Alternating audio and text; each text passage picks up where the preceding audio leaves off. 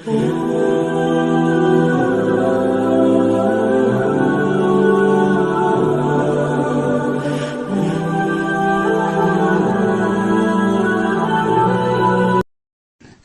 Umar lain lalagaan, jawara teh lain lalagaan, jawara-jawaraan lain. Sebab Sidina Umar mah kapan cek Kangjeng Nabi seserihan Kangjeng senyum. Naon tuan senyum? Setan sieun ka maneh. Ampun. Eta teh kira-kira. Cenah Tuhan mah lamun maneh jalan dieu kebenaran aya setan ngilib. Sidina Umar geus senyum bae. Tuhan besok mah pusieun sieunna setan. Atuh kapan si eta mah ditutur-tutur. Lha ka mana ya? Dijaga di dia. Dijaga. Malah dipurantengan. Hayo. Anak incu milu kabeh di pundak. Sidina Umar datang ke sorban tinggalin di tangkal kurma setan teu wani. Begitu dekat dia, purabat ka ditu. Ditanya ku babaturan setan, ya sorban Sidina Umar cekan. Sorban lah dipakai kasihan ku setan. Ya Allah, eta lain lalagaan jelema. Lain lalagaan atupannya nama. Lamun keur ngobrolkeun Yahudi, ngobrolkeun kafir, bahasa Sidina Umar dina Bukhari, dakni ya Rasulullah. Serahkeun ka kula ya Rasulullah. Pokona ku kula geus beheungna dipenggal kos kitu mah. Asal ngobrol Yahudi we, dakni ya Rasul. Serahkeun ka Umar. Unggal-unggal aya sabaraha dakni dina Bukhari. Asal kenyaritakeun musuh Allah, musuh Kangjeng Rasulullah, langsung dakni. Ka dieu ka abdi keun kos kitu mah. Nyingkir tuan nyingkir. Kayak heula Umar main dakni bae. Kangjeng Nabi eta kuna ku harenges-harengesna mentek Al-Faruq Umar Al-Faruq salah satu imah urang besisieun kadatangan ku teluh pan teluh teh setan di bawah setan bisi kadatangan ku juri deundeun diunggal lawang Umar Al-Faruq setan aya merek eta sieun aing umpat setan umpat misalnya di imah Haji Pendi tah aya ieu teh merekan Umar Al-Faruq moal wani begitu Haji Pendi kaluar aing sieun ge ka itu ka sia mah di ulah keluar kuduna tetep diintip setan mah kan hebat aing sieun ge ka itu cekeun tapi keluar awas ya ku aing geus diancam bae ku cenah. Kaistimewaan Sidina Umar emang naon? Ketika Kangjeng Nabi nyaritakeun tentang alam kubur. Si Kangjeng ke urang maot, setelah maot urang dikubur ngaranna alam barzah. Di dinya bakal aya dua malaikat munkar nakir bakal nanya. Poremna keberadaan sangat sieun menakutkan. Sidina Umar ngacung. Naon Umar? Pikiran urang, pikiran ieu lain. Cak Sidina Umar ka Kangjeng, iya pikiran ieu. Lamun pikiran ieu kukula dek dilawan ta malaikat. Mane mah macem-macem bae. Lamun masih kana pikiran anu ieu tetep kula mah dek dilawan bae. Beres. Ngaleos Kangjeng Nabi. Diuneg-uneg Sidina Ali coba yang nyamun maut bener tengah lawan bener ente tekan hebat sahabat bakar itu maut lah Kangjeng Nabi maut lah Sidina Abu Bakar. Nah ketika maut Sidina Umar sesuai jeung wasiat kuburlah di dinya di pinggir Sidina Abu Bakar ya Kangjeng Sidina Abu Bakar Siddiq, dia Sidina Umar. Tak orang adab-adabanana mun zarah teh ngan teu bisa kuari mah. Miti maju, mundur ke belah dia, ke mundur deui. Antara kitu makomna set. Ieu Kangjeng Sidina Umar, Abu Bakar di Sidina Umar. Kududa orang mundur, adab-adabana mundur dina riad. kuari lamun mundur kata kol malah askar orang bisa liwat geus alhamdulillah geus kajen.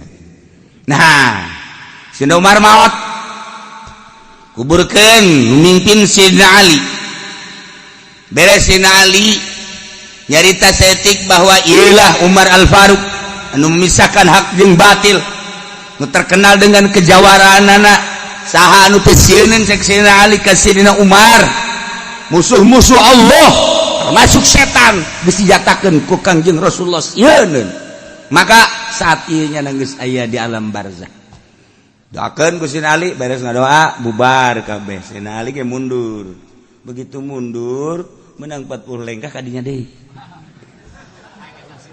aya ngadenge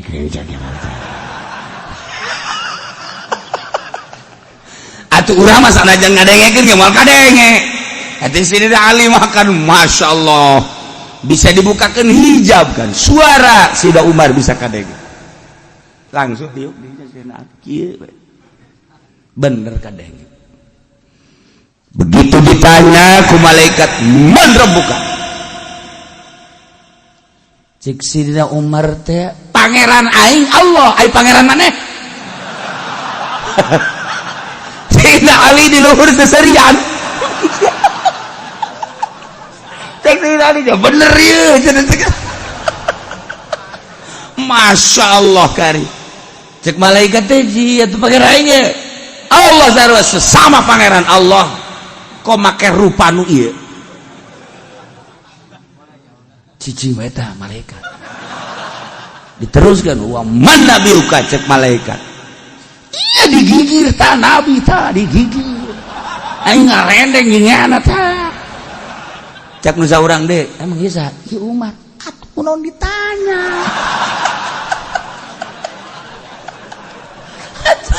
ya Umar mah moal ditanya cek nya jawara tah mah atuh beuteung ngalaleos gae kada ulah ngaleos robah banget ulah make banget anu nyingseunnan mukminin kafir Yahudi Nasrani silakan make banget nu mana bae ge tapi mukminin ulah make banget we awas ya mun make banget nu ieu deui awas wae malaikat lapor Gusti Allah Gusti kuara ieu mah jelema cak Gusti turunkeun banget sia rupana beres Sayyidina Ali seserian kapangi kan baca seserian Ali kunaon maneh mata daku kun make seserian aduh nyata cek nana anu baheula waktu dihareupeun Kangjeng Rasul cek nya dek dilawan ku kula ternyata kabeneran bener ditanya sakumaha tadi tah kajawaraan Sayyidina Umar lain keur hirup bae geus maot masih keneh nyana nulungan mukminin sejak etalah turun seetik wajah Munkar Nakir tepati sieun jasa tepati serem jasa rada lah rada bahkan dititahkan ku Sayyidina Umar bagi jelema-jelema nu ditanya wali Allah kekasih Allah ulama-ulama sholihin awas kudu make senyum saeutik Sayyidina Umar bahara jasa dah bata ka ayeuna malaikat teh lamun nanya wali teu keras bab ingat ancaman sino awas ya poe eta Sayyidina Umar ka malaikat diancam teu kira-kira tah nah iyalah urang cinta ka Kangjeng Nabi cinta ka Sayyidina Abu Bakar Siddiq cinta ka Sayyidina Umar cinta ka Sayyidina Utsman cinta ka Sayyidina Ali lantaran eta khulafaur rasyidin nu opat lain sambarangan jelema dua anu jawara hiji Sayyidina Umar dua Sayyidina Ali piawai Sayyidina Utsman ahli zuhud kemudian kitu Sayyidina Abu Bakar Siddiq hartawan anu mengorbankan hartana di samping piawai mun maca Quran ceurik hartana neuk sabaraha bae ge jang syiar agama Allah sebabnya na pedagang dikersakeun ku Gusti Allah naon bae nu geus aya di leungeunnya na laku bae urang mah pan ngemblok pedagang ya ngitung deui beres teh buruk mah nu buruk mah panas dagang nu buruk lamun geus 2-3 poe teu laku atuh geus muter di dieu muter Sayyidina Abu Bakar Siddiq mah asal geus aya di leungeunnyana dikersakeun ku Gusti Allah laku bae jeung untung bae maka selama hidup Sayyidina Abu Bakar Siddiq berjuang perang samping eta ketegasan anu luar biasa hartana dipake ngabangun agama Allah ribuan onta ketika perang ribuan onta pakai meuli abid di merdekakeun dan lain-lain sebagainya. Masya Allah ialah Sayyidina Umar kaistimewaanana mandak nyana berbagai pertimbangan ulah 40 80 sebab baheula di zaman Kangjeng 40 cuman aya ta'zir piceun hese keneh balik di zaman urang cek Sayyidina Umar komo ka hareupna dipiceun ka mana jelema kual tambah ta'ziranana 40 jadi 80 kuari lamun dilaksanakeun jelema nu mabok di ta'zir di 80 aman negara ayeuna urang ngadenge mabok geus puguh minuman tambah ku obat-obat baheula mah sakala aya magadon nyuriahib sakadal sakitu doang tapi kuari mah beuh sabu-sabu ekstasi dan lain sebagainya bisa ditiru deh dijieun aja urang Indonesia mah boro-boro niru obat kos kitu atuh igomah di Mekah bae ge ditiru ku urang Madura igomah ditiru eta kan aya tanda tanganan dan lain sebagainya bisaan urang Indonesia paspor bae ge kuat ka ditiru ijarago nipu urang Indonesia mah bararisan mau obat-obatan mah ya Allah asal keluar bae nu asli tungguan sababaraha poe bakal keluar nu ilegal nu palsu nah asal timbul obat nu asli timbul nu palsu selalu kitu bae di Indonesia mendak kuari geus hararese mana nu asli mana nu palsu aya kiai nu asli aya nu palsu sarua bae geus dimimiti obat minuman datang ka kiai nu asli jeung nu palsu teh aya di dunia urang keliru di dunia mah di akhirat mah moal di akhirat aku malaikat ditinggal besok memilu ka ditu kiai pan kula kiai lain ieu mah juri cek malaikat berbulu kucing ieu mah ya Allah ya Rabbi ialah cerita Sayyidina Umar maka dicatatlah dina fikih had jelema merdeka syaribul khamri adalah 80 cilidan abid 40 cilidan nah eta teh Sayyidina Umar teh di mana eta menangna pertimbangan cek Sayyidina Umar salat zuhur 4 rakaat ketika dijadikeun Jumat jadi 2 nu 2 deui adalah khutbah teh adalah bagian daripada salat nu 2 rakaat mentek tuh benang sambarangan khutbah eta mah ulah ngaco-ngaco sebab salat keneh hiji kudu boga wudu 2 teu meunang ka kitu buka aurat merga 3 teu meunang ka pasil teu meunang ka pasil lantaran salat keneh mata ulah acak-acakan banyak khutbah sagala nyaritakeun kabeh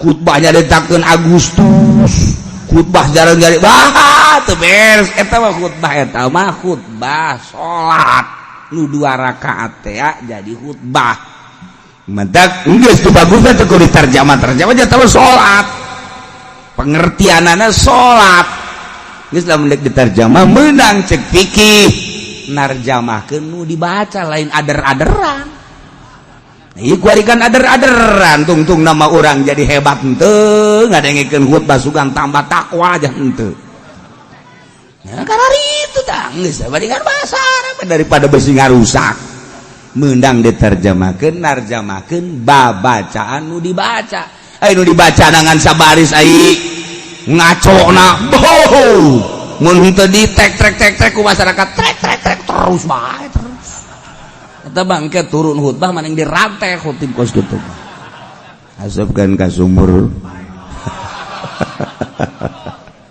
nah eta jadi pengertian ada lain khutbah ceramah gaganti salat 2 rakaat nu tadina zuhur 4 jadi 2 deui jadi khutbah geus khutbahna teu meunang ngaco aya aturanana geus khutbahna ge kudu aya hamdalah kudu aya sholawat kudu aya Quran kudu aya wasiat kudu aya doa Allahumma ighfir lil mu'minina wal mu'minat doa eta teu sah salat kabeh dak perhatikeun aya aturanana ieu mah lain sa khutbah-khutbahna dediuk teu sah sebab diangkat sarakaat geus dipisah 2 khutbah teh sarua jeung 2 rakaat diuk heula diuk karak nangtung deui mun neretet bae jana diukan heuy ai sia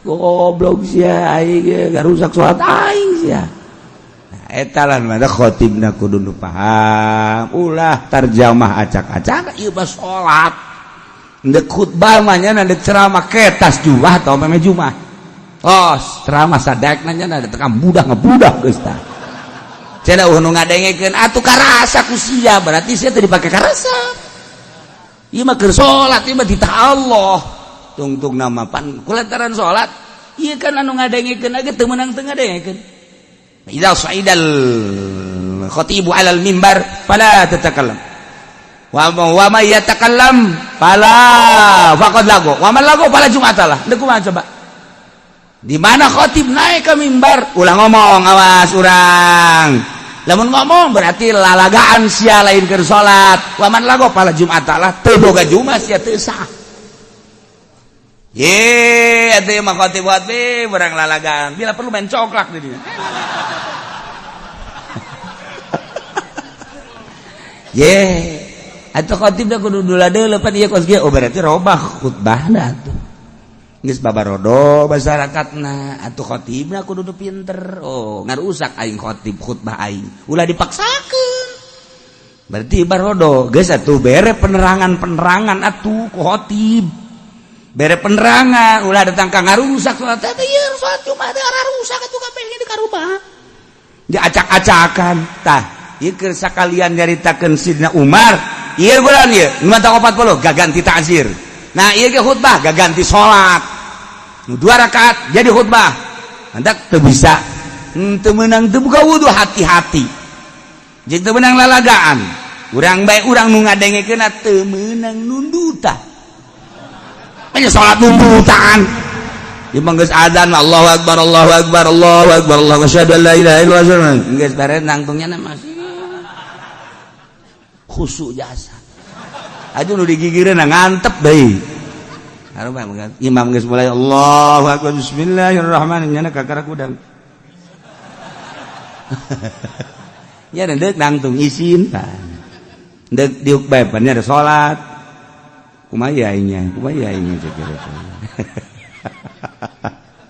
saya si hade ya urang bae urang heula mimitian sing rapih teangan masjid nu rapih sebab ieu mah Jumat salat ieu mah lain lalagaan bisi aya khatib anu ngaco urang henteu bisa negor khatib pindah salat Jumatna pindah ieu urang di dunia moal kebel dibawa acak-acakan ku khatib bloon ieu teu nyahuan bawa eta salat acak-acakan segala nyaritakeun ngaler ngidul ngetan kul tarjamah keun dibaca lain haju acak-acakan hayu tarjamahkeun alhamdulillah hamdan katsiran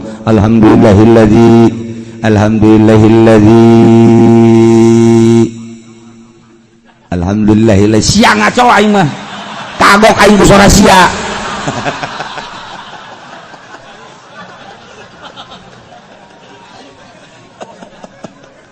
aduh masya Allah poe anu terpilih teh aya 4 lain sambarangan poe nu 4 nomor kahiji yaumul Jumat poe Jumat teh lain sambarangan lantaran dina poe Jumat teh fiha sa'atun la yuwafiquha 'abdun muslimun yas'alullaha ta'ala syai'an min amri dunya wal akhirah illa atahu iyyahu. Gusti Allah di jero poe Jumat teh aya hiji jam, aya hiji waktu anu teu pati ngakuran manusia seorang muslim di jero eta waktu kemudian menta baik urusan dunia maupun urusan akhirat langsung bakal dibere ku Gusti Allah. Poe Jumat tinggal jamna jam sabaraha teu dibejakeun ku Kanjeng Nabi. Apakah tas subuh, apa jam genep, apa jam 7, apa 8, 9, 10, apakah jam 12, apakah mantes Jumat atau asar teu dibejakeun ku Kanjeng Nabi. Maksud teu dibejakeun abeh full sapoe Jumat teh ulah ka mamana. Ulah ka mana coba lamun dijelaskeun oh ieu teh waktuna teh jam 12 atau jam 12 kabehan ngintip jam 12 atawa jam hiji ngintip jam henteu pokona mah sapoe Jumat bae. Ulah aya nu sempet-sempet ka pasar, ulah aya nu sempet ka kantor bangkrut negara, ulah aya nu sempet bae ka mamana ka sawah pa Jumat mah geus bae ge kelantas bae 10 tasbihna 9 jual hiji atuh siapa jualan keneh bae. Nah ieu pa Jumat lain lalagaan sebutna ge sayyidul ayyam rajana poe Jumat. Mentak diprediksi mungkin bae waktu ijabahna teh sabada azan Jumat. Sabada azan. Tah, sabada azan di dinya waktu ijabah. Cik sakaol sabada salat sunah. Begitu azan langsung salat tas setelah salat sunah. Cik sakaol mah memeh imam naik ka mimbar di dinya gegeraan mentak. Begitu imam keur naik, ya Allah minta dunia Gusti, mobil.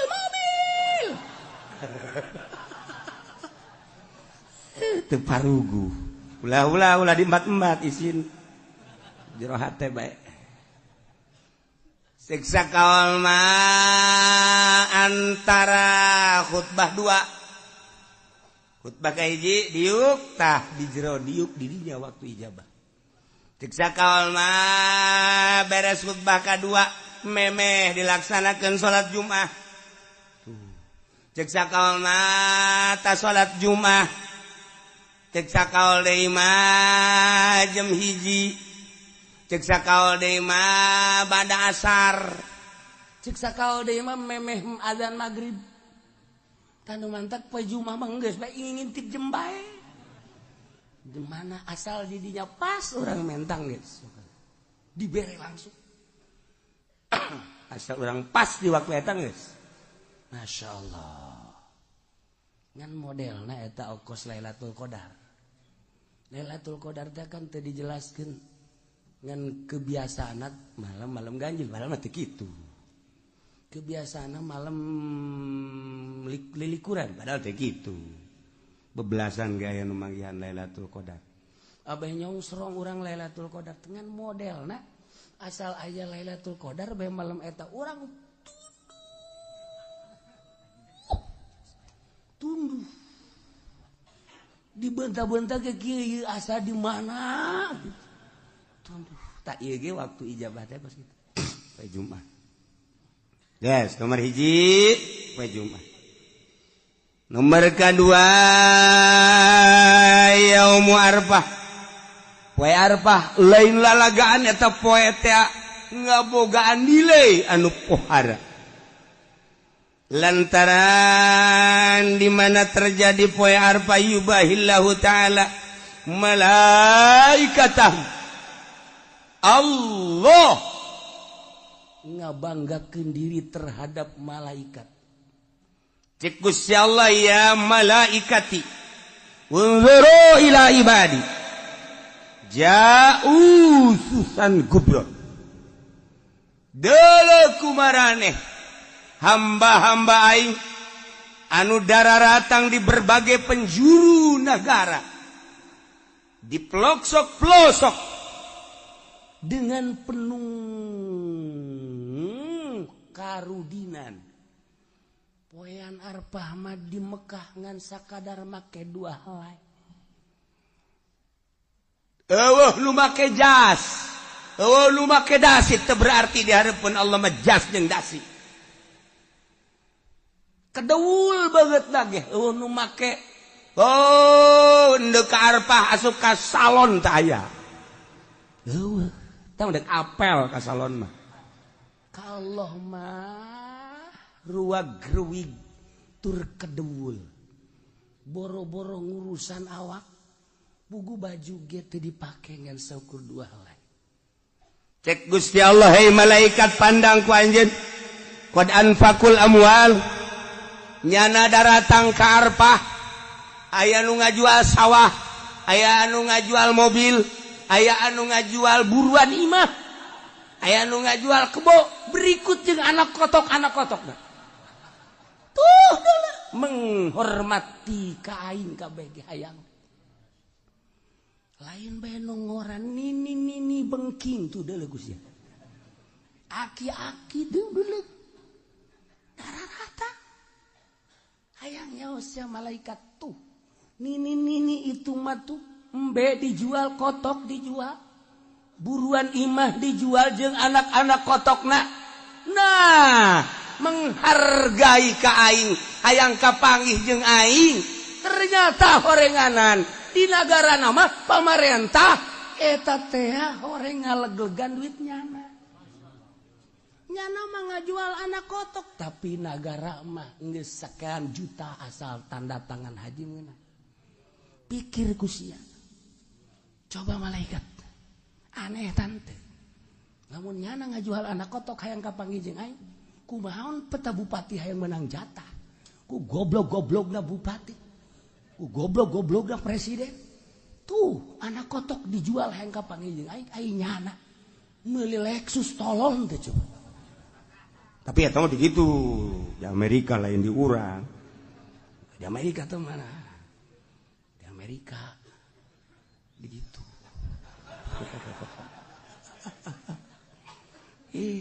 Sedih urang. Haju ngadagoanana geus nya nyaho malaikat. Aya anu 5 tahun. Bejana cenah di Indonesia mah 27 tahun. Kabur malodar sia. Hayang kapanggih jeung aing tuh. Taha. Saksian ku aranjeun kabeh geura ge. Hajuat Abul Abdan. Isyhadu inni ghafartu lahu. Tidak terkecuali nu aya di Arfah wa aing dihampura kabeh dosana. Untung jasa jelema nu di Arfah. Untung jasa jelema nu di Arfah. 2 tah poe Arfah. Hiji poe Jumat, 2 poe Arfah. Geus urang ge atuh poe Arfah geus ulah make ihram bae. Sanajan di dieu ge. Urang ngaji pene make ihram, nah aing nurutan di Arfah bae sakieu teh geus. Ya kieu bae geus set. Aju daharna ge di lapangan. Nurutan di Arfah bae di ditu. Ulah nyisiran banan kayak anakna mawa ka grogol misalnya.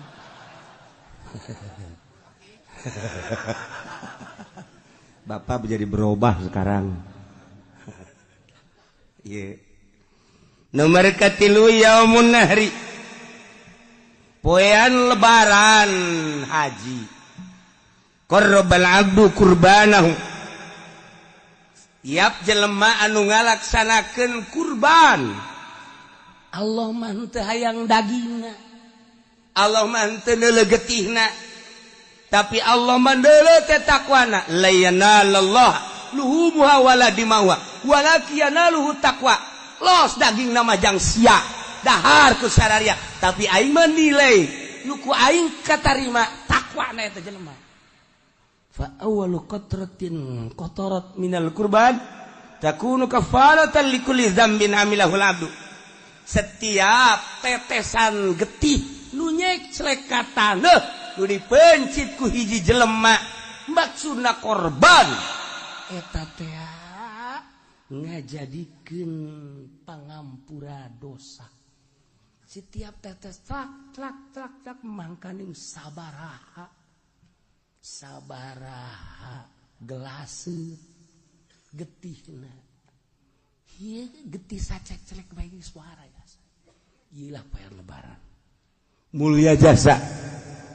Teu bisa urang kuari mah moljid korban kuari teu bisa. Di luar bulan haji urang mencit korban teu bisa. Eta mangan sakadar poe eta we poe lebaran jeung tasrek 3 poe. Lamun jelema boga duit kemudian henteu mencit korban rugi jasa. Rugi jasa. Lantaran keur ditongton ku malaikat. Kararieu be malaikat coba tur si haji itu tur si haji itu. Boga sebenarnya namanya duit. Pan bangunan nyokotan daging bae. Ulah neulekeun tunjuk aing atuh. Biasa bae. Aduh. Sabarudak teh ditonton ku malaikat. Malaikat tonton kieu. Ya oh, mana coba si itu. Ci, pan situ mah duit loba ge teh coba si itu. Cet, tuh. Malaikat, itu tuh. Di itu masjid. Laporan, ya Allah. Itu mah tuh, Pak anu mah di anu masjid. Cak Allah, guys. Bukakeun lawang sorga. Bukakeun lawang sorga, buka. Lantaran geus dihampura dosa. Masya Allah. Pokona mah geus siapkeun kuari duit jeung celengan. Jang meuli kebo. Sapoe 1 juta urang jeung celengan. Duitnya di mana? Geus amun sapoe 1 juta teu bisa, sapoe 500.000. Yang celengan berarti lamun kuari datang ka lebaran 14 poe. Nah, jadi berarti lamun 500.000 seperti itu. Berak. Kabeli kitu embe Garut. Bude teh. Wah, cenah kiai duit teh boga tuh sakitu mah. Geus bae tuh sapoe 100.000. 100.000 berarti kuari datang ka lebaran sabaraha? 1 juta. Nah, kabeli embe cisoka. Embe kacang nu leutik.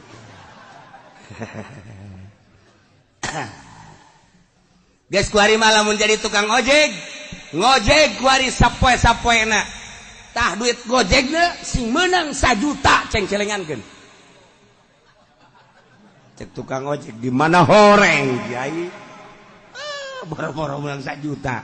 Kadang-kadang babaturan mah nuhunnya. Sial da babaturan. Emang ge ai babaturan mah numpang nuhunnya. Urang heuheuh eta tukang ojek teh. Atuh biasa we tapi lamun aya jahe mah.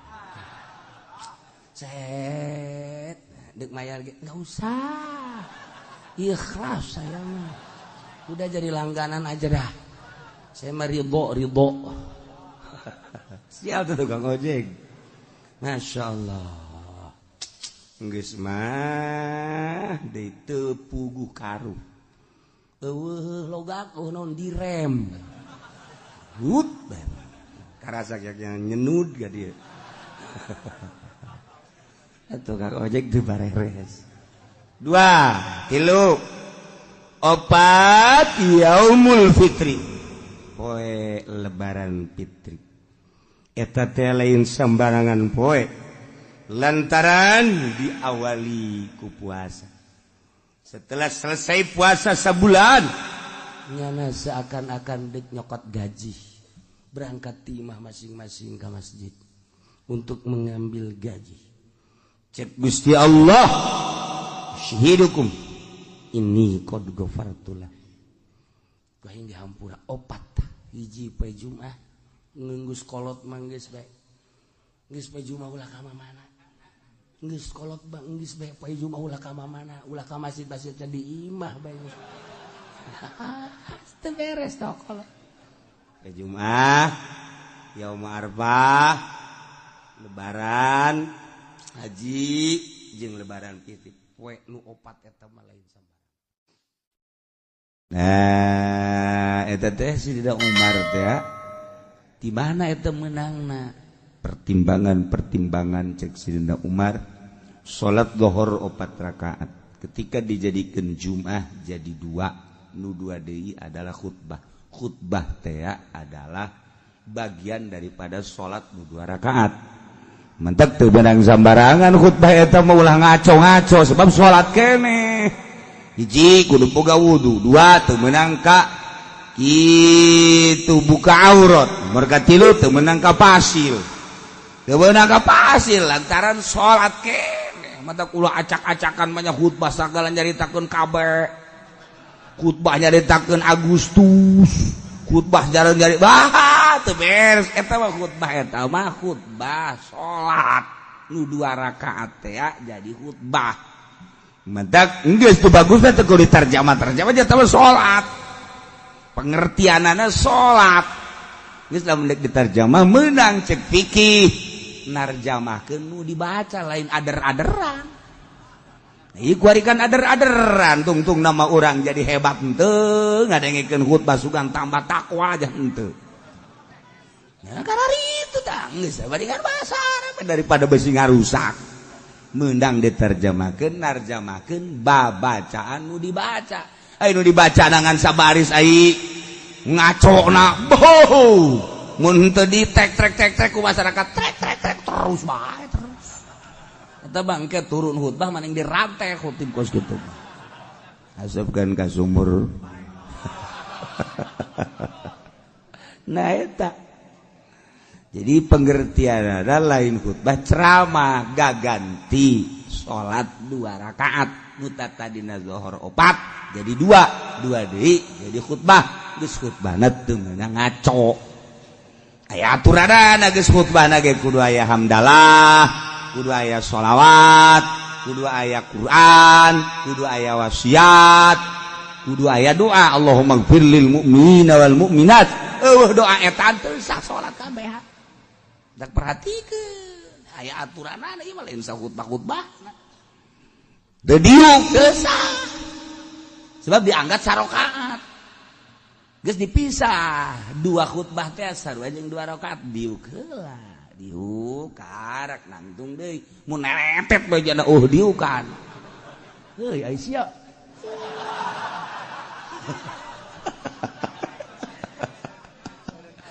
goblok sia ai ge garusak salat aing sia. Nah eta lah mah khatibna kudu nu paham ulah tarjamah acak-acak ieu mah salat ndek khutbah mah nya ndek ceramah ketas Jumat atau meme Jumat. Oh, ceramah sadek nanya ada tekan budak ngebudak geus tah. Cenah nu ngadengikeun atuh karasa ku sia berarti sia teu dipake karasa. Ieu mah keur salat ieu mah ditah Allah. Tungtung nama pan kulantaran salat ieu kan anu ngadengikeunage teu meunang teu ngadengikeun. Idza sa'idal khatibu 'alal mimbar fala tatakallam. Wa may yatakallam fala faqad lagu. Wa man lagu fala jum'atalah. Deuk kumaha coba?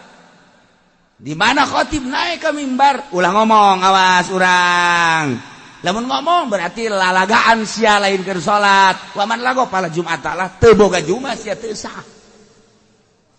Ye atuh mah khatib berang lalagaan. Bila perlu main coklak di dieu.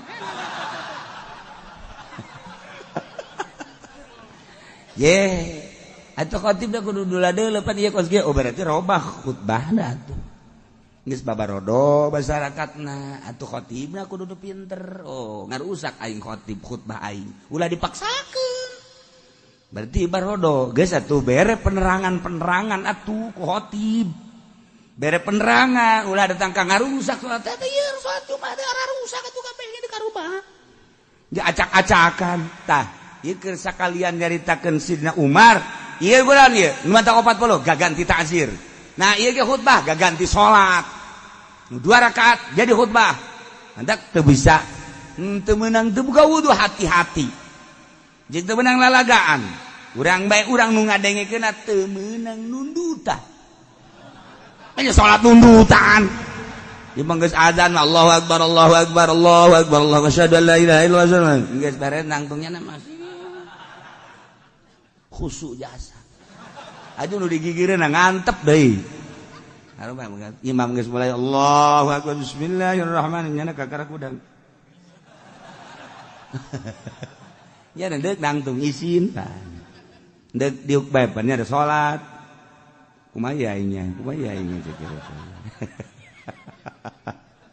aya si hade ya urang bae urang heula mimitian sing rapih tangan masjid nu rapih sebab ieu mah Jumat salat ieu mah lain lalagaan bisi aya khotib anu ngaco urang henteu bisa negor khotib pindah salat Jumat pindah ye urang di dunia moal kebel dibawa acak-acakan ku khotib bloon ieu teu nyahuan bawa eta salat acak-acakan segala jaritakeun ngaler ngidul ngetan gol tarjamah nu dibaca lain haju acak-acakan hayu tarjamahkeun alhamdulillah hamdan katsiran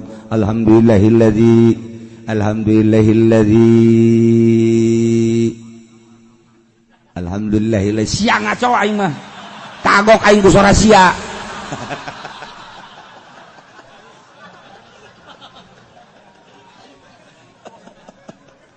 aduh masya Allah nah tarjamakeun terus ayat da terjemahkeun wasiat da terjemahkeun aya ditarjamakeun mah peureuna naon narjamakeun usikum iya ya taqwallah kula wasiat ka kaula jeung kamareh kabeh takwa ka Allah sing hararade teu naon tah beres Jumat imamna main catur pan tadi usikum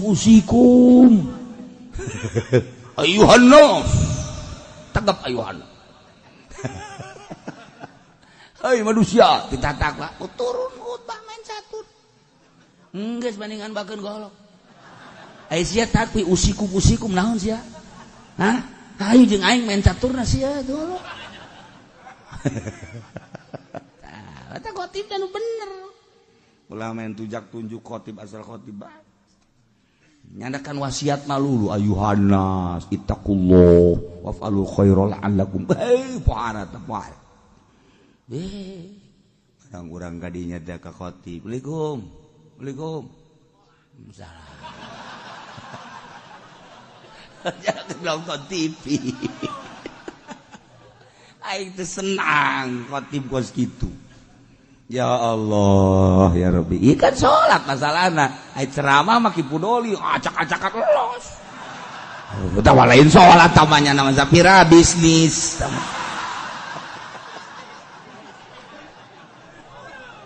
aduh keur ieu kudu geus teu pati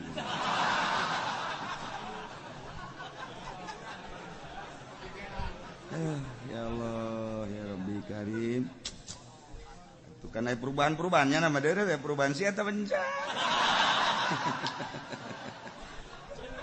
kadangin aku orang kutub berapa nih coba ge jadi bayar ngomong kan aku tuh berapa di kos gitu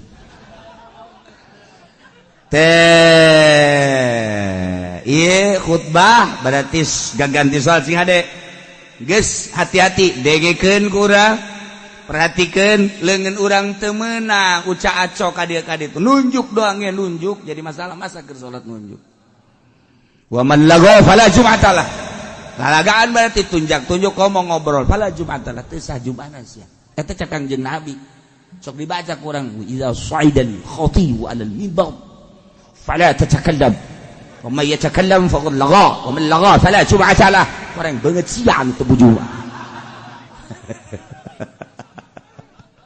ya Allah ya Rabbi eta hadis eta kan dibaca tu urang mah ji sugan teh naon cenah hartina makana tanyakeun atuh ji sugan teh eta mah hadis naon bae idza sa'idal khatib 'alal minbar di mana naik seseorang khatib kana membiun mimbar pada cakakallam ente ulah ngajablog Wa may yatakallam sahaja lamun ngomong faqad lagha berarti heureuy lalagaan. Wa man lagha fala jum'atalah cak Kangjeng Nabi jelema lalagaan berarti teu sah Jumat. Tah abeh tenget urang besi salat di lembur urang terjemahanana ngaco urang negor teu bisa pindah. Salametkeun awak urang di akhirat aing waduh kos kiamat ieu pan salat ieu mah lain ceramah ieu mah lain. Madak kula pernah di Garut pajubah terus di Bandung salat Jumat milu begitu salat Jumat waduh ngaco ieu mah khutbah acak-acakan kieu langsung zuhur nah zuhuran salat salametkeun salat waduh bahaya pernah deui di Bandung dapat di Bandung ka dieu set poe Jumat jeung guru malah di Bandung jeung guru ti Cililin dekat dia dekat Banten mampir ka dia poe Jumat hayang poe Jumat nyanan pas itu harita pada larang langsung salat Jumat ti Cililin rada beurang salat Jumat pada larang sarua Jumatna kos gitu Noel zuhur acak-acakan khutbahna salametkeun diri urang tapi ulah yen fitnah tegor heula ieu teh kapan khutbah ieu mah gaganti salat teu meunang ngaco lamun nyana ngaco bae terus bae pindah urang mah nya terus bae urang nuturkeun ngaco di atuh lagi salat ieu mah salat mantak sing hade salamat kan bae tanya pan mah haji deukeut ka masjid ieu sih kok masjid ka ditu jumahna teu meunang kana pindah-pindah kumaha aing bae geus bongan sia ge kumaha sia atuh aing kumaha aing lain mah haji mah pan eta teu kapisah masjid imah kajeun aing mah geus ngaji kos kieu ge sia moh so amat aing kadang-kadang sok tungtung mah gelut dari dinya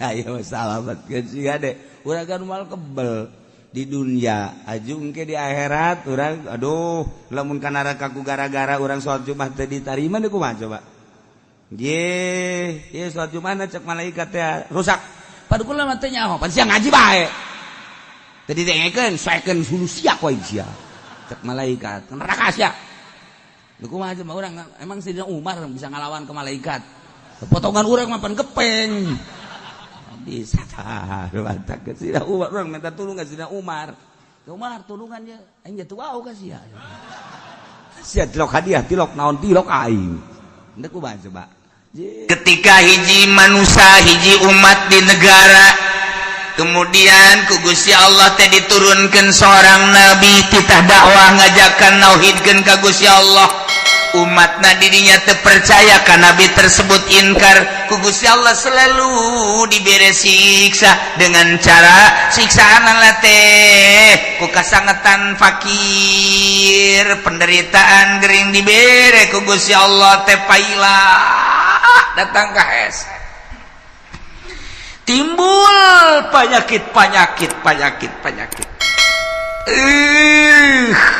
maksud Allah gitu teh supaya berpikir manusia la'allahum yatadarra'un la'allahum yadarra'un dibere susah ku Gusti Allah dibere garing manusia maksudnya supaya jelema tadarru ka Gusti Allah nurut ka Rasul nurut ka Nabi nu diutus ku Gusti Allah DPDP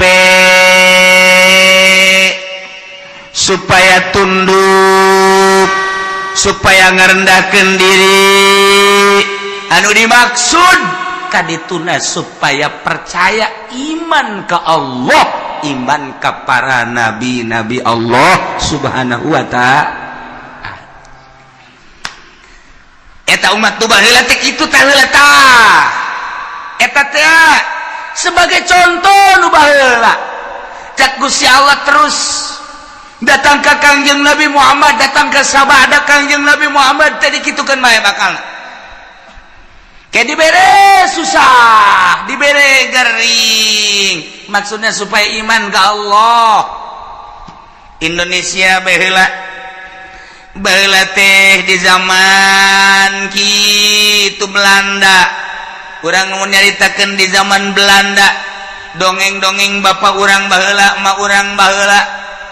Ngeunahna centek lantaran eueuh roti.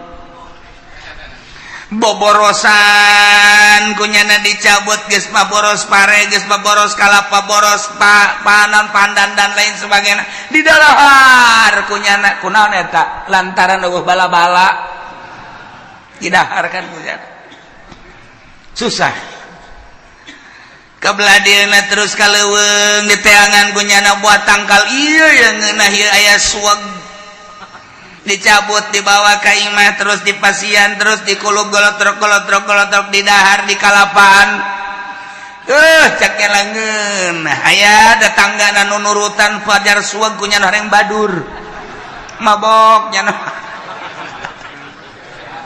eta kan zaman eta teh zaman susah nah ieu zaman susah ya diberes susah ieu keur zaman harita baheulanan zaman nenek moyang urang baheula.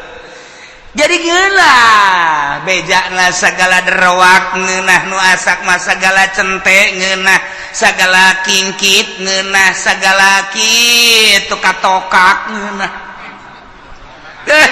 sagala rupa kudu eta atuh kapan eueuh dahareun nu aya eta atuh geus lamun urang nyaritakeun zaman kamari ieu beuh nyabot dangdeur masyaallah segede jempol teh di pasianan di dahar atah-atah isuk-isuk ku amis yak nyana loba dahar ku ari mun teu nyeri beuteung kunaon sebab eueuh dahareun zaman eta mah ngeunah jasa zaman kula bae ge lamun urang ngadahar kitu nyaritakeun tentang ngadahar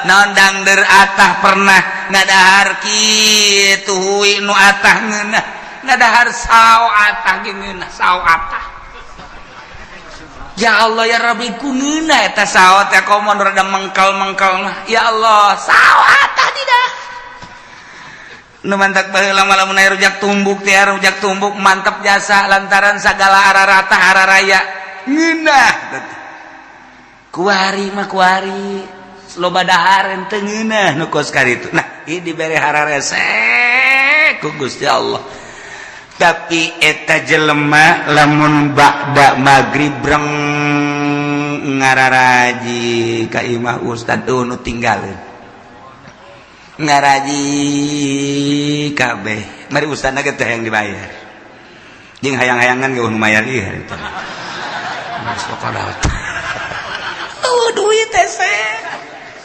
aduh bisa jana maca Quran aju anu rada gede mah pan baheula ngajina teh rada panderi mimiti nu ngejah heula aju nu gede geus ka Quran aju balik-balikna kan ka masjid es di masjid paling jago nyana nakol bedug hiburanana teh nakol bedug hiburanana sakitu dagdugdug geus eta hiburan nyana sakitu doang geus baheula mah aman bere kabelah dieuna terus mahmur gugus ya Allah teh terus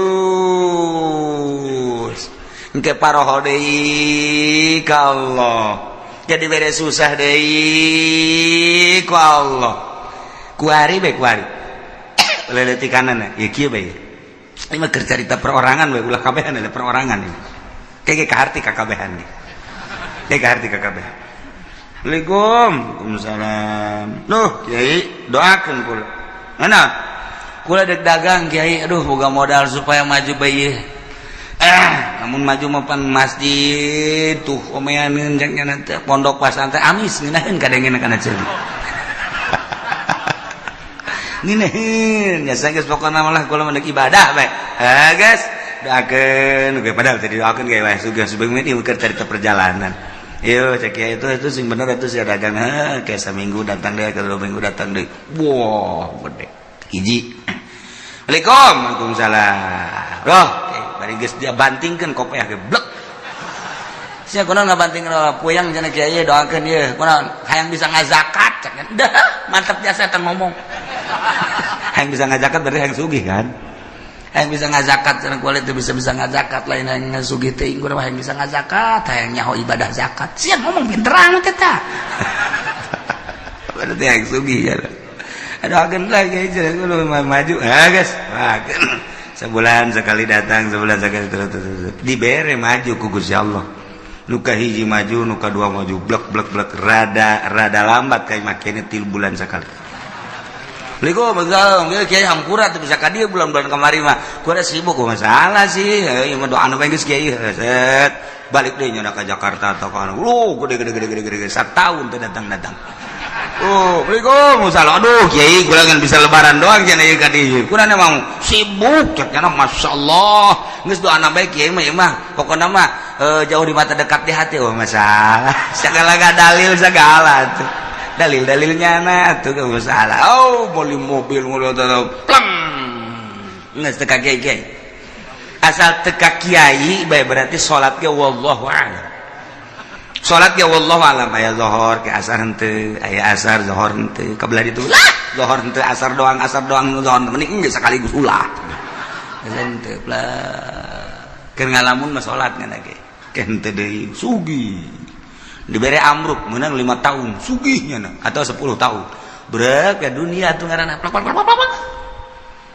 datang deui kiai mage Waalaikumsalam Waalaikumsalam lu kiai benaon jadi duh orang kos kieu nya kiai aya kamar wajang kula deuk mondok bae macem-macem saged mondok nek naon geus teu kuat cenah hirup ieu orang kos kieu lah dunia sakumaha kieu sok didongeng-dongeng kunaon emang amruk kiai dagang berapa tahun 10 tahun kula teu ka dieu sakali da ka dieu kula amruk aing mah pake kokoset bae tuh Gus ya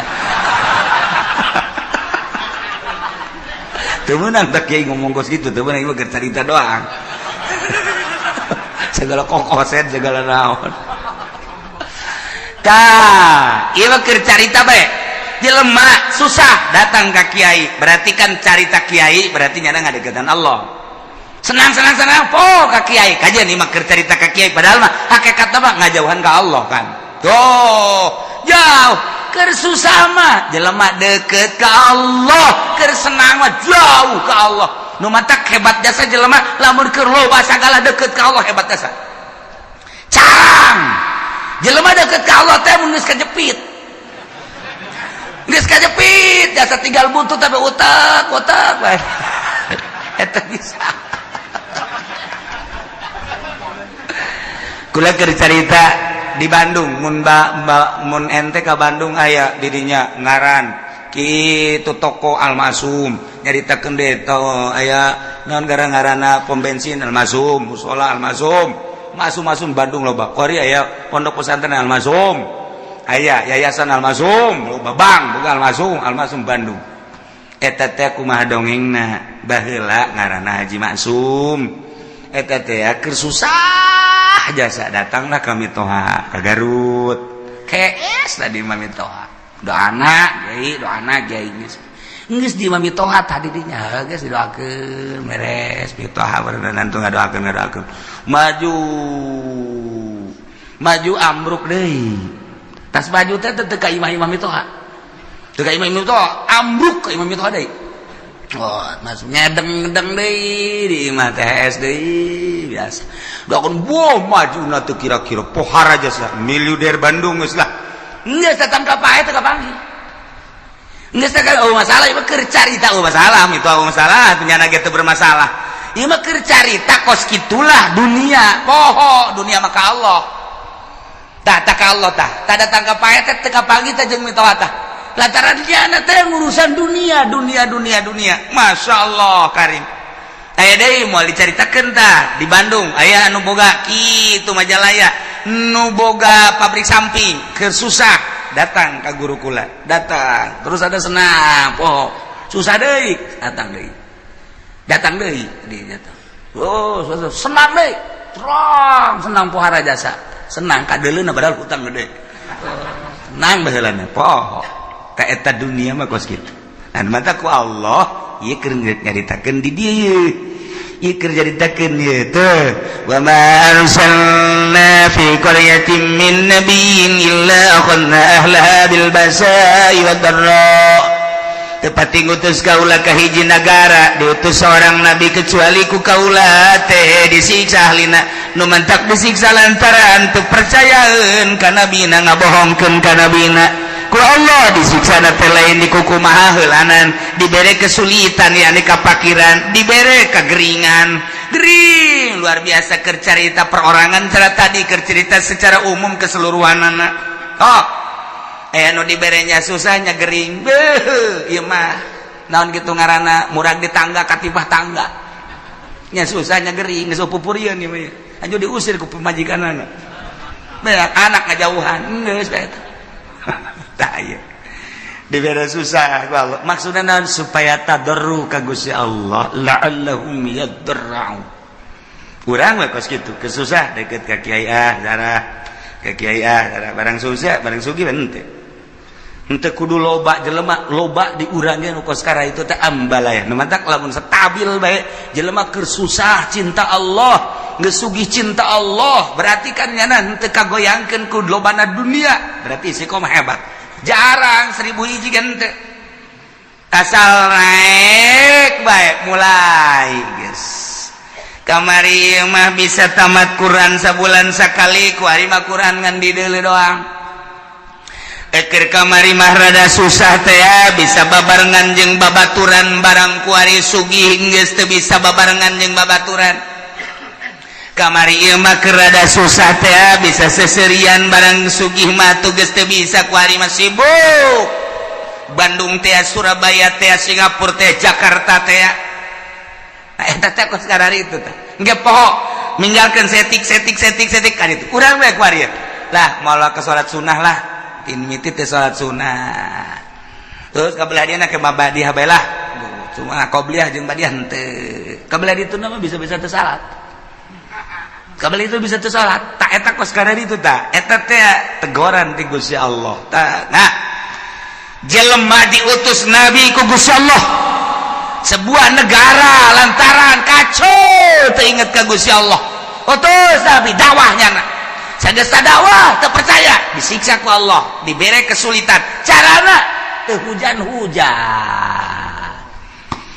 lamun geus teu hujan atuh taneuh dangkal batal teu jadi mimiti nu kesulitan teh kapan munding sapi domba kabelah dieuna jelema kesulitan lantaran teu aya cai ti luhur teh diturunkeun cai ti handap panas eueuh cai cigolah jelema nang Allah cak Allah ayo coba sia dek kumaha coba baheula turun nabi kuari mah wali Allah mah teu kanyawan ulama nyaritakeun ulama kade cek kiai teh sing loba dumadeus ka Gusti Allah urang ti Allah dibere umur ku Allah bakal balik ka Allah persiapkeun urang yang menghadap ka Allah kemudian sing hade urang ieu lempang di taneuh Allah urang mah bangun tenang-tenang bae padahal mah taneuh Allah teh neuleukeun ka urang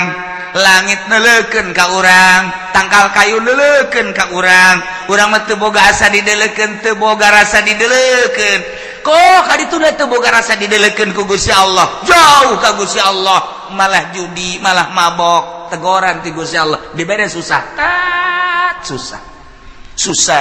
kesulitan higi kuari-kuari keur ditegor ku Gusti Allah pabrik balalangkrut kuari geus di PHK leuwih ti 50% pulang kampung kuari pabrik nu aya na ge encan jelas manajemen geus teu jalan lantaran ekspor impor teu jalan sebab dolar makin naik kuari geus 13,4 kadituna lamun 14 geus leuwih parah deui antara pembelian bahan baku jeung produksi jeung penjualan teu seimbang sehingga PMHK-an anu dilobakeun lamun kuari encan jelas bakal datang ka iraha maka pabrik mulai gulung tikar geus pabrik gulung tikar berarti karyawan sabaraha ribu kali kuari keur aya kitu 50 pabrik atau 100 pabrik sapabrikna menelan manusia gitu 2000 baheula ke dirata-ratakeun kali 100 sabaraha jelema nu nganggur pulang kampung kan itu terbengkalai nu boga kontrakan nu tadina ngandalkeun kontrakan di daharna teh tajang sagala rupa nah kontrakanna ditinggalkeun maya listrik bapan terus bae nu geus eueuh nek kumaha tinggal nyana bae tambang mana yang gantung diri bae gitu ya mulai itu terbengkalai ye bang di urang kumaha pasarkan hari kurang geus teu jalan hartina teh jalan teh kumaha jalan mah ala kadar jalan tapi kan lain cara biasa aset anu biasana satu hari menang 1 juta ku hari mah teu menang 500 acat ya keur carita nu leutik carita nu gede ieu encan jelas datang ka irahana encan jelas nah ieu keur dicoba ku Gusti Allah nu tenang-tenang santri doang santri suka mikiran pabrik henteu santri mikiran tani atuh henteu santri memikiran perekonomian henteu nya teh nyaho ka ekonomi ka politik teh nyaho santri mah sebabnya nama jadi wali ka apa mun nya wali santri ya tuh tenang wae nya ngitung bae we cenah geus payah balik-balik Assalamualaikum seuseuri ya padahal makolot-makolang duh anak aing geus datang deui bae bah 2 poe balik deui ka pondok kudu aya duit 1 juta boh aduh sekolah tadi aing ngakal di anak aing ye aya duit berangkat eueuh duit kula moal aya susul loba omong ada kira ka pondok deui pondok meuli hiji Samsu kieu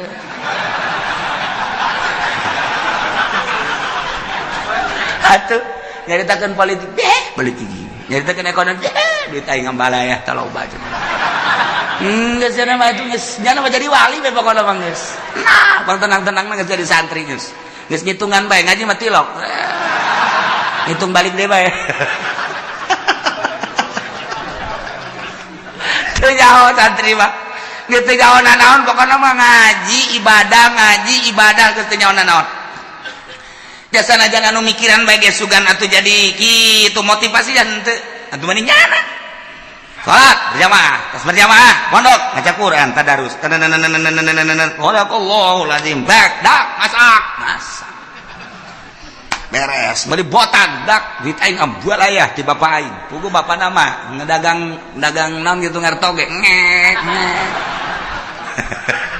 geus teu nyawana naon ya dagang dangdeurnya nanjak kesangan tengah jalan kesangan kosokan heula ieu dorong deui ka ditu jual datang anakna duit bah meuli gudang garam kadeleuna mah rokok padahal kesang bapak eta cucu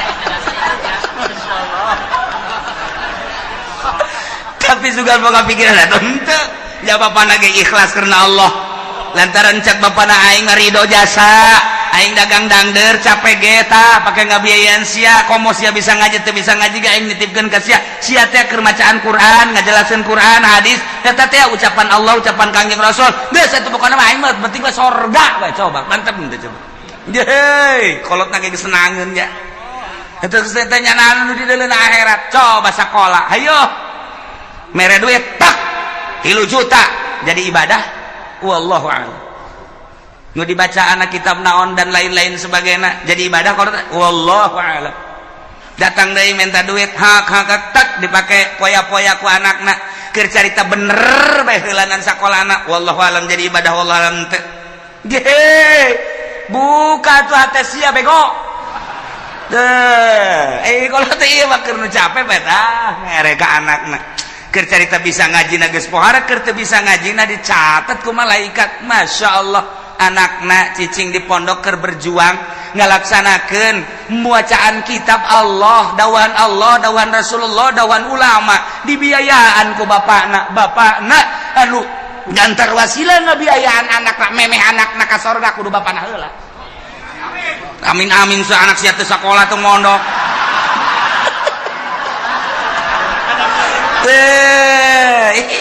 emang wah gitu Masya Allah Karim pohara jasa aja tatanggana saya ke mana dia ke pondok ye tungguan ngodok kantong nunggu jero tungguan bahasa gede jasa cek budak merena yuk. Oh, set 5.000. Ceknya nanti aing nggak daguan ngodok kantong mangel. 5.000 doang. Dari geus mere-mere. Masya Allah, mantap kula inget bae, kula mau bejakeun jelemana. Waktu kula keur mondok, aya seorang pengusaha sok mere ka kula. Nah, dek kapanggih. Aya deui urang di nu sok mere. Tek datang ka kula inget bae. Kuari geus marah naon? Kuari sok dihadiahan bae ku kula bu, aing baheula teh meuli kitab dibiayaan ku eta seorang pengusaha. Tah, kuari sok dihadiahan bae lah garati anu ternyata ge pasti aya. Eta teh leungit tah hate teh tah nyana ngabiayaan teh sok mere mun balik sok mere aya deui dulur mun munda balik menta tah mah atuh dibagi-bagi ku Allah ge nu mere aya nu menta aya lah ieu mah keur carita mun muka mata hate urang blak atuh emang na hirup deuk di dunia doang beuke geus di akhirat blak. Masya Allah, begitu seorang santri, ustad atau kiai ditimbang amalnya bagus, sorga. Hei, cak pengusaha. Malaikat, ulah kali ke sorga kan? Emang kunaon gitu? Ulah kan? Emang naon hubunganan? Ayah hubungan gede jeung kula. Ulah ke sorga kan? Ji naon heula? Ke tanyakeun eta kitab nu dibaca kunyana nang meuli saha? Tanyakan. Tad, emang boga kitab nang malikeun saha? Aya nang malikeun Pak Anu. Bener? Tuh Bapak Anu mana tuh rangkulannya. Bari ngarangkul bang ngarewas aja kan tuh kasor. Jadi tuh atuh usul lain mah pokokna mah ieu ustad bisa baca Quran asa kaca kitab pan kitab nanti Bapak bejakeun ka Gusti Allah eta kitab nang ti Bapak kitu bejakeun ka ditu di cek ustad teh teu bisa kitu bejakeun ka malaikat beja malaikat bebeja Gusti jadi aya nu ngotot bae ieu pengusaha hayang milu ka sorganya na emang nyana boga amal naon amalna mah teu pati bagus dan meulikeun kitab eta sabab wasilah santri bisa ngaji ku sebab dibelikeun ku nyana jeung sok dibiayaan ku nyana aduh cak Gusti Allah geus sok ka sorgakeun mah je lamun urang neuleuh ka dinya tah emang kumaha gitu ulah-ulah eta kapan dongeng Kangjeng Nabi aya jelema nu maot teu boga amalna naon ulah ka di kana nerakakeun ka Kangjeng Nabi pan gitu coba sugan wau tante nyana teh pernah ngaji tante jeung kiai tanya pernah ngaji henteu pernah bareng jeung kiai teh kitu bejakeun pernah bareng jeung kiai teh henteu wau teh jeung kiai bejakeun wau teh jeung kiai henteu ieu mah berapa mosrongan ieu mah gaji tilok wau henteu bareng henteu pan kuara tah mah coba pernah henteu ka imah kiai bae tanya siapa pernah ka imah kiai henteu masyaallah ieu henteu sabaraha henteu cak Kangjeng Nabi liwat pernah teu ka imah kiai barang ditanya si pernah teu liwat emang dia mun liwat pernah eta ge neangan embe kula leungit liwat ka imah kiai aya nu ngomong eta cenah imah kiai jadi kula nyawa geus kasorgakeun berarti nyana eta nyahoeun ka imah kiai je atuh komo nu ngararaji di dieu tah eta nu ngabiayaan sarana agama mah kos kitu lain lalagan eta dongeng Kangjeng Nabi ditanya heula coba pernah ngaji henteu henteu pernah waun henteu henteu pernah bareng teh jeung kiai henteu pernah ka imah kiai henteu silaturahmi henteu boh pohara jasa ieu mah sama sakali cenah mah ieu liwat ka imah kiai eta doang eta ge neangan embe salam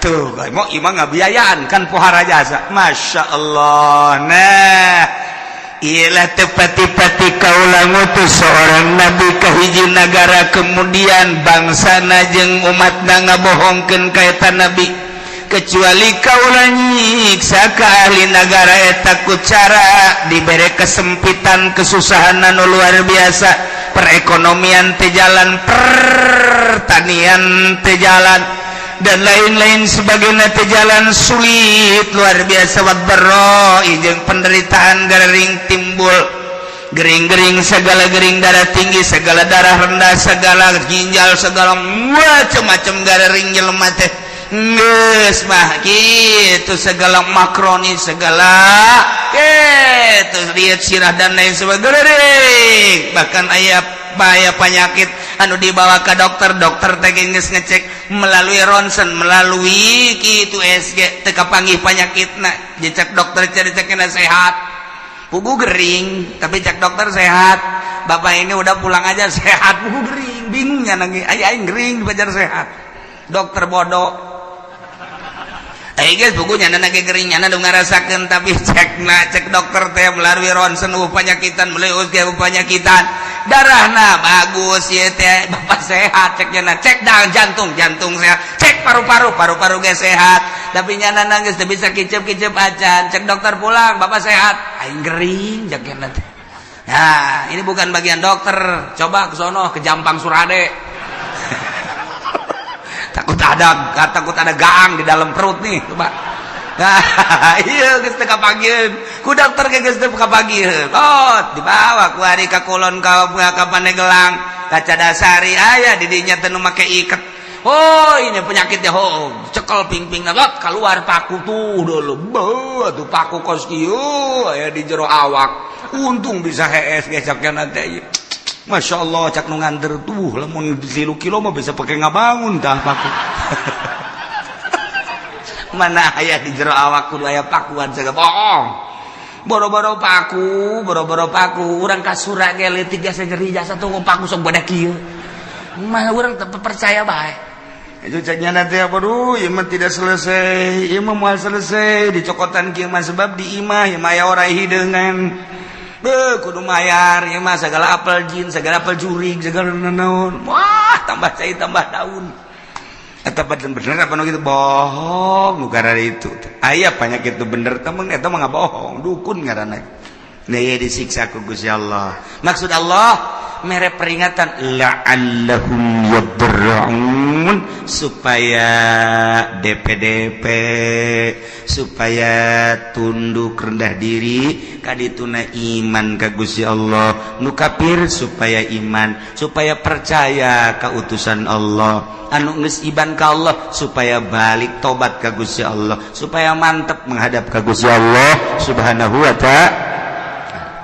Summa badalna makana sayyatil hasanah tuluy ku kaulan wagung digantikeun dibere eta kaum teh ina tempat kesulitan ka gorengan teh ane siksa al hasanah ta kabagusan nu tadina susah jadi sugih anu tadina gering jadi cager ku ari mah ku Gusti Allah teh dibere mahmur anu tadina dibere susah dibere gering ganti ku Gusti Allah dibere ku ari mah tina tadina panas jadi tiis tadina teu jarara di taneuh teh jadi tadina perekonomian macet ku ari jadi makmur terus jadi jalan dan lain sebagainya geus kasimpulan nama susah jadi sugih gering jadi sehat hatta afau sehingga tina subur tambah harta tambah loba munding tambah loba sapi tambah loba domba tambah loba ayam gitu kene kendaraan tadina boga motor hiji jadi 2 jadi 3 mobil gitu kene bahkan jeung pamajikan ge nambah tadina hiji jadi 2 jadi 3 ku makmur-makmurna masyaallah pohar anak baradakan jadi loba ta'afau tadi dangan boga anak hiji 2 kuari mun ditanya ti bibit du itu 10 bibit du itu 10 bibit du itu 10 opat bibit jadi 40 geus lamun dek lebaran mudik jang anak doang nyewa bus ta'afau bahmur jasa ieu pohar jasa kumaha eta dikitu-kitukeun ku Gusti Allah ke dibere susah ke dibere sugih ke dibere gering ke dibere cager eta teh kapan menang Allah maksudna Gusti Allah teh